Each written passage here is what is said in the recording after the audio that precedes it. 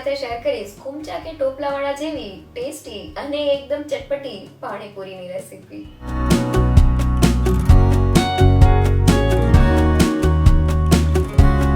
તો ઘરે ખાટું મીઠું અને ચટપટું પાણી આપણે એક સ્પેશિયલ મસાલા અને અમુક ટિપ સાથે એકદમ લારી જેવું તૈયાર કરશું અને ફક્ત એક વાટકી લોટ સાથે 50 થી વધુ પૂરી પહેલી જ વારમાં એકદમ ક્રિસ્પી તૈયાર કરશું।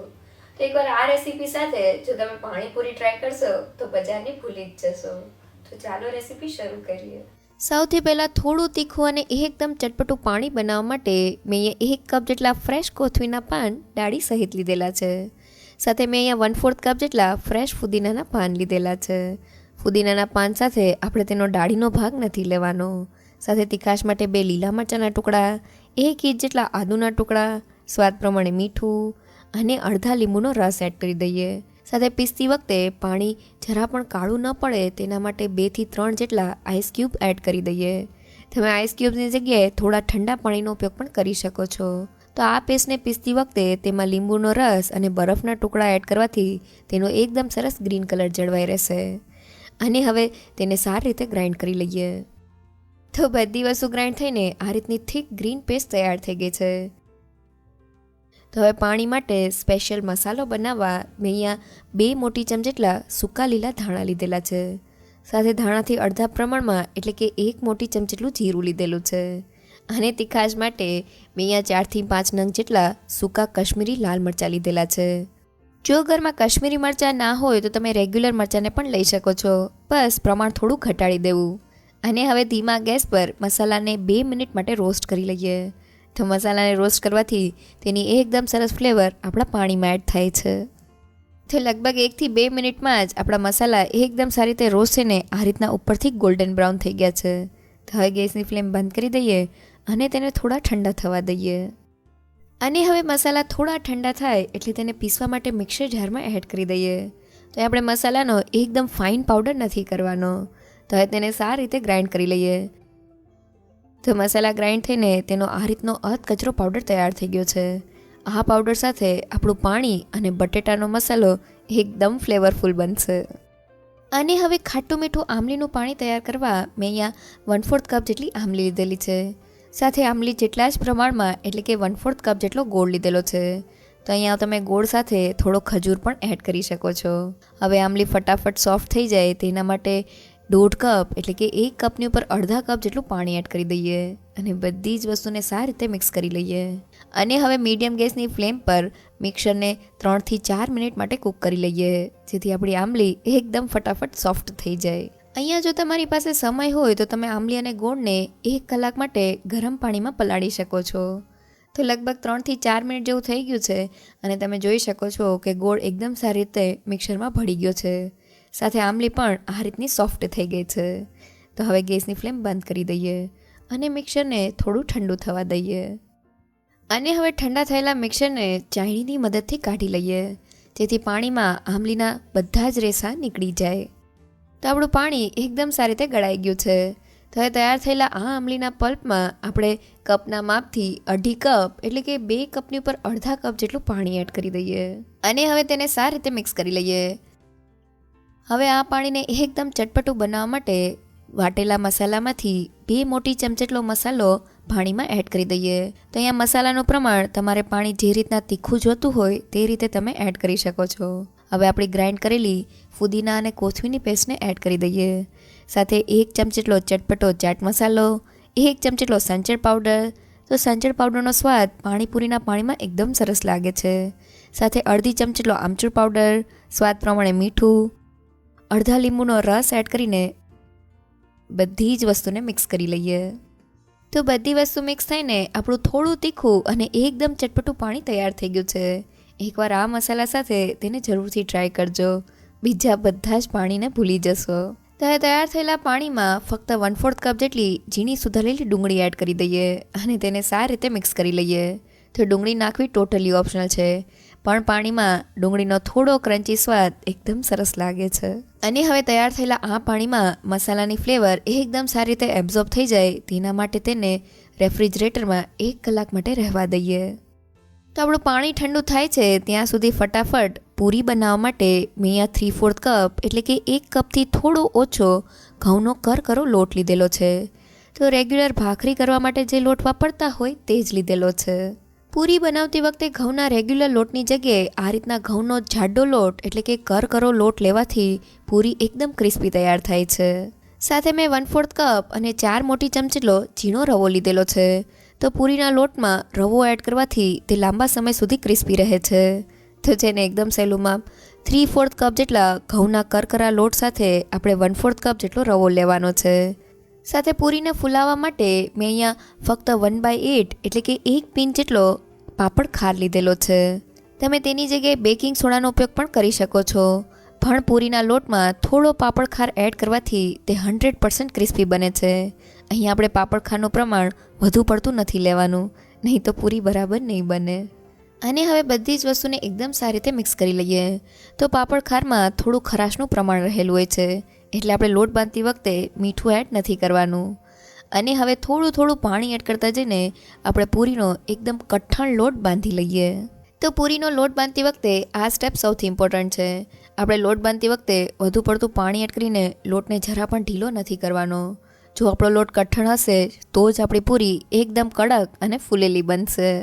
સાથે આપણે લોટને બાંધતી વખતે તેને સારી રીતે મસળીને થોડો સ્મૂથ અને સ્ટ્રેચી કરી લેવાનો છે. તો તમે જોઈ શકો છો કે મેં પૂરીના લોટને બાંધી લીધેલો છે અને તે આ રીતના કઠણ હોવાની સાથે આંગળીથી દબાવીએ તો લોટ આ રીતના બાઉન્સ થઈને ઉપર આવે છે, જે પૂરી બનાવવા માટે એકદમ પરફેક્ટ છે. જો આ સમયે લોટ થોડો પણ ઢીલો લાગતો હોય તો થોડો ઘઉંનો લોટ અને રવો એડ કરીને આ રીતનો પરફેક્ટ કરી લેજો. તો આ રીતના લોટ બાંધવા માટે મારે 1/3 કપ એટલે કે 6 મોટી ચમચી જેટલા જ પાણીની જરૂર પડેલી છે. તો એ તૈયાર થયેલા લોટને આ રીતના ભીના કપડાથી ઢાંકીને 30થી 40 મિનિટ માટેનો રેસ્ટ આપી દઈએ. તો પૂરી બનાવતી વખતે આ સ્ટેપ પણ સૌથી ઇમ્પોર્ટન્ટ છે. તૈયાર થયેલા લોટને આપણે ભીના કપડાથી જ ઢાંકવાનો છે, જેથી તે થોડો મોઇસ્ટ રહે. સાથે આપણે તેને થોડો રેસ્ટ આપવાનો છે, જેથી તે એકદમ સારી રીતે સેટ થઈ જાય. તો લગભગ 1 કલાક પછી લોટને જોઈએ તો આપણો લોટ એકદમ સારી રીતે સેટ થઈ ગયો છે. સાથે તે આ રીતનો સ્ટ્રેચી અને બાઉન્સી પણ છે. તો હવે ફટાફટ પૂરી બનાવવા માટે તૈયાર થયેલા લોટમાંથી એકદમ નાની સાઇઝનો લુવો લઈને તેને હાથ વચ્ચે રાઉન્ડ શેપ આપી દઈએ. અને હવે આ રીતના બધા જ લુવાને તૈયાર કરી લઈએ. તો મેં બધા જ લુવાને તૈયાર કરી લીધેલા છે અને તૈયાર થયેલા લુવાને આ રીતના ભીના કપડાં મૂકી દઈએ. તો પૂરી બનાવતી વખતે હંમેશા લોટને ભીના કપડાથી ઢાંકતા રહેવાનું છે. જો આપણો લોટ ડ્રાય થઈ જશે તો પૂરી બરાબર નહીં બને. તો હવે પૂરીને વણવા માટે પાટલાને થોડા તેલથી ગ્રીસ કરી લઈએ. તો આપણે પૂરીને વણતી વખતે કોરા લોટનો ઉપયોગ નથી કરવાનો. તો હવે લુવાને પાટલા ઉપર રાખીને વેલણની મદદથી પતલી પૂરી વણી લઈએ. તો પાણીપુરીની પૂરી બનાવતી વખતે પૂરીને હંમેશા પતલી જ વણવાની હોય છે, જેથી તે એકદમ સારી રીતે ફૂલે અને બધી જ બાજુથી ક્રિસ્પી તૈયાર થાય.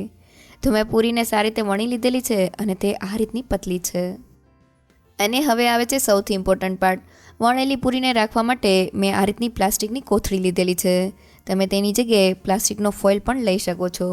હવે કોથળીને આ રીતના ખોલી લઈએ અને તેની ઉપર વણેલી પૂરીને રાખી દઈએ. અને હવે વણેલી પૂરી હવાના કોન્ટેક્ટમાં આવીને તેની ઉપર જો ડ્રાય લેયર થશે તો પાણીપુરીની પૂરી જરા પણ નહીં ફૂલે. તો વણેલી પૂરીને આ રીતના ભીના કપડાથી ઢાંકી દઈએ. તો પાણીપુરીની પૂરી બનાવતી વખતે આ વાતનું ખાસ ધ્યાન રાખવાનું છે. વણેલી પૂરી જો ભીના કપડાના કોન્ટેક્ટમાં રહેશે તો તેમાં મોઇશ્ચરનું પ્રમાણ જળવાઈ રહેશે અને તે ગરમ તેલમાં એકદમ ફટાફટ ફૂલી જશે. જો વણેલી પૂરી થોડી પણ ડ્રાય થશે તો તે બરાબર નહીં ફૂલે. સાથે આપણે પહેલાં બધી જ પૂરીને વણીને થોડો રેસ્ટ આપવાનો છે, જેથી તે ભીના કપડામાંથી મોઇશ્ચરને એબ્ઝોર્બ કરીને એકદમ સારી રીતે સેટ થઈ જાય. અને હવે પૂરીને તળવા માટે મેં અહીંયા મોટા લોયામાં તેલને ગરમ કરી લીધેલું છે. તો પૂરીને તળતી વખતે આપણે મોટા લોયાનો જ ઉપયોગ કરવાનો છે. સાથે આપણે તેમાં વધુ પડતું તેલ નથી લેવાનું. જો તેલનું પ્રમાણ વધુ હશે તો પૂરી બરાબર નહીં ફૂલે. તો મેં અહીંયા તેલને સારી રીતે ગરમ કરી લીધેલું છે. લોટનો થોડો ટુકડો એડ કરીને જોઈએ તો તે તરત જ ઉપર આવે છે. તો હવે તેને લઈ લઈએ અને હવે ગરમા ગરમ તેલમાં પહેલાં પૂરીને એડ કરી દઈએ. તો પૂરી આ રીતના તેલમાં થોડી ઉપર આવે એટલે ઝારાની મદદથી તેને નીચેની બાજુએ થોડી દબાવીએ અને હવે તેની ઉપર આ રીતના ગરમ તેલને છટકાવતા જઈને ફૂલાવી લઈએ. અને હવે એક પૂરી ફૂલે એટલે બીજી પૂરીને એડ કરીને તેને પણ ઝારાની મદદથી આ રીતના થોડી દબાવી અને પછી તેની ઉપર ગરમ તેલને છટકાવતા જઈને ફૂલાવી લઈએ. તો જેને પૂરી ફૂલાવાની એકદમ ઇઝી રીત, ગરમ તેલમાં પૂરી જ્યારે નીચે જાય છે એટલે આપણે તેને ઝારાથી થોડી દબાવવાની છે અને પછી તેની ઉપર ગરમ તેલને આ રીતના છટકાવવાથી તે એકદમ ફટાફટ ફૂલી જાય છે. સાથે આપણે પૂરીને મીડિયમ ગેસની ફ્લેમ પર જ તળવાની છે જેથી તે એકદમ ક્રિસ્પી તૈયાર થઈ જાય. જો આપણે તેને હાઈ ગેસની ફ્લેમ પર તળશું તો તે બહારથી તો ક્રિસ્પી થઈ જશે પણ અંદરથી થોડી પોચી રહેશે. તો લગભગ 2 થી 3 મિનિટમાં જ આપણી પૂરી બંને બાજુથી એકદમ ક્રિસ્પી અને ગોલ્ડન બ્રાઉન થઈ ગઈ છે. તો હવે તળાયેલી પૂરીને ઝારામાં લઈ લઈએ અને હવે આ રીતના બધી જ પૂરીને તળી લઈએ. તો મેં બધી જ પૂરીને તળીને તૈયાર કરી લીધેલી છે. તૈયાર થયેલી પૂરી એકદમ ફૂલેલી હોવાની સાથે હાથેથી દબાવીએ તો તે ક્રિસ્પી થઈને ભૂક્કો થઈ જાય છે.